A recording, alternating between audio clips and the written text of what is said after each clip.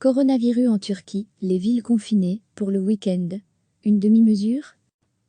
Ankara, la capitale de la Turquie, hiberne aujourd'hui. Pareil pour Istanbul, moteur économique du pays, et pour 29 autres villes turques. Depuis minuit, leurs habitants sont confinés. Un confinement strict, mais d'une durée très courte, 48 heures. Ce dimanche soir, les citadins pourront donc déjà sortir de chez eux. Ekrem İmamoğlu, CHP, maire d'Istanbul et rival du président Recep Tayyip Erdogan, AKP, appelait pourtant à un confinement plus long, au moins dans sa ville de 15 millions d'habitants.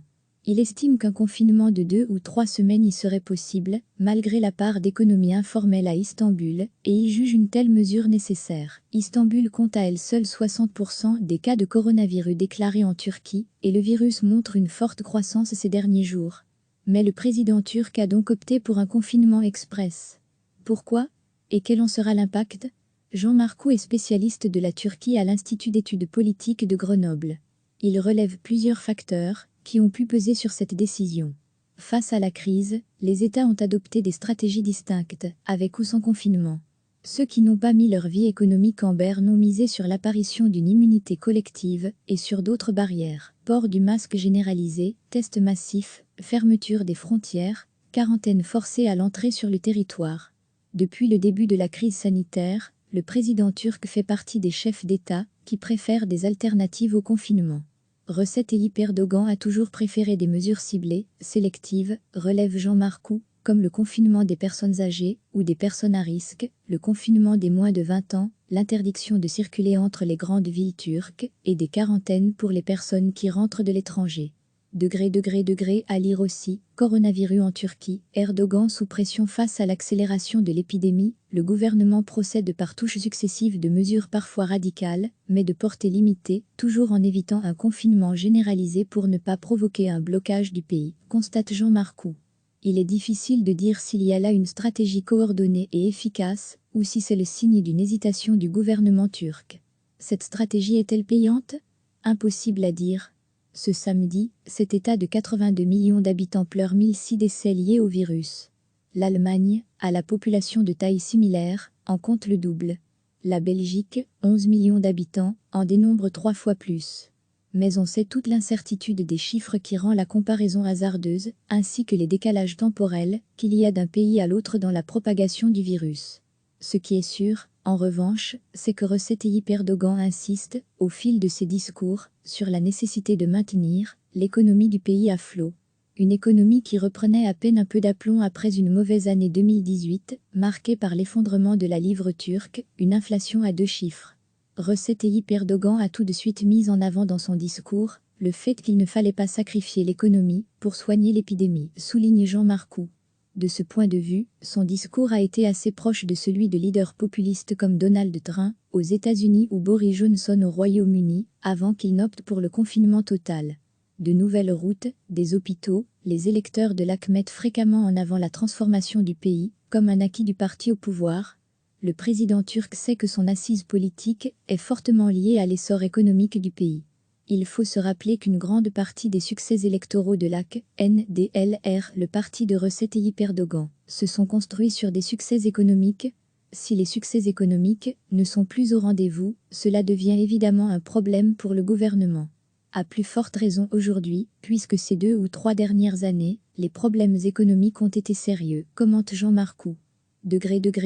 À lire aussi, coronavirus en Turquie, les jeunes travailleurs, exemptés de confinement, le président turc devra-t-il changer de focale, changera-t-il de cap face à un durcissement possible de l'épidémie en Turquie comme l'ont fait, précisément, Donald Trump ou Boris Johnson?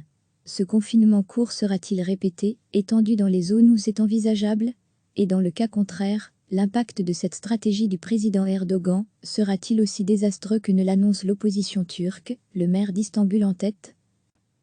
Une opposition toute prête à récupérer le terrain politique que la crise sanitaire ferait perdre à l'AKP dès la prochaine grande échéance électorale, l'élection présidentielle de 2023. Recevez chaque matin l'essentiel de l'actualité. Ankara, la capitale de la Turquie, hiberne aujourd'hui. Pareil pour Istanbul, moteur économique du pays, et pour 29 autres villes turques. Depuis minuit, leurs habitants sont confinés. Un confinement strict, mais d'une durée très courte, 48 heures. Ce dimanche soir, les citadins pourront donc déjà sortir de chez eux. Ekrem İmamoğlu, CHP, maire d'Istanbul et rival du président Recep Tayyip Erdogan, AKP, appelait pourtant à un confinement plus long, au moins dans sa ville de 15 millions d'habitants. Il estime qu'un confinement de 2 ou 3 semaines y serait possible, malgré la part d'économie informelle à Istanbul, et y juge une telle mesure nécessaire. Istanbul compte à elle seule 60% des cas de coronavirus déclarés en Turquie, et le virus montre une forte croissance ces derniers jours. Mais le président turc a donc opté pour un confinement express. Pourquoi? Et quel en sera l'impact? Jean Marcou est spécialiste de la Turquie à l'Institut d'études politiques de Grenoble. Il relève plusieurs facteurs qui ont pu peser sur cette décision. Face à la crise, les États ont adopté des stratégies distinctes, avec ou sans confinement. Ceux qui n'ont pas mis leur vie économique en berne ont misé sur l'apparition d'une immunité collective et sur d'autres barrières. Port du masque généralisé, tests massifs, fermeture des frontières, quarantaine forcée à l'entrée sur le territoire. Depuis le début de la crise sanitaire, le président turc fait partie des chefs d'État qui préfèrent des alternatives au confinement. Recep Tayyip Erdogan a toujours préféré des mesures ciblées, sélectives, relève Jean Marcou, comme le confinement des personnes âgées ou des personnes à risque, le confinement des moins de 20 ans, l'interdiction de circuler entre les grandes villes turques et des quarantaines pour les personnes qui rentrent de l'étranger. À lire aussi, coronavirus en Turquie, Erdogan sous pression face à l'accélération de l'épidémie, le gouvernement procède par touches successives de mesures parfois radicales, mais de portée limitée, toujours en évitant un confinement généralisé pour ne pas provoquer un blocage du pays, constate Jean Marcou. Il est difficile de dire s'il y a là une stratégie coordonnée et efficace, ou si c'est le signe d'une hésitation du gouvernement turc. Cette stratégie est-elle payante? Impossible à dire. Ce samedi, cet État de 82 millions d'habitants pleure 1006 décès liés au virus. L'Allemagne, à la population de taille similaire, en compte le double. La Belgique, 11 millions d'habitants, en dénombre 3 fois plus. Mais on sait toute l'incertitude des chiffres qui rend la comparaison hasardeuse, ainsi que les décalages temporels qu'il y a d'un pays à l'autre dans la propagation du virus. Ce qui est sûr, en revanche, c'est que Recep Tayyip Erdogan insiste, au fil de ses discours, sur la nécessité de maintenir l'économie du pays à flot. Une économie qui reprenait à peine un peu d'aplomb après une mauvaise année 2018, marquée par l'effondrement de la livre turque, une inflation à 2 chiffres. Recep Tayyip Erdogan a tout de suite mis en avant dans son discours le fait qu'il ne fallait pas sacrifier l'économie pour soigner l'épidémie, souligne Jean Marcou.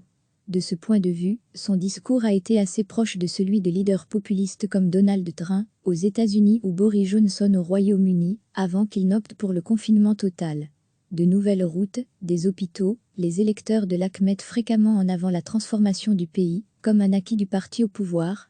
Le président turc sait que son assise politique est fortement liée à l'essor économique du pays.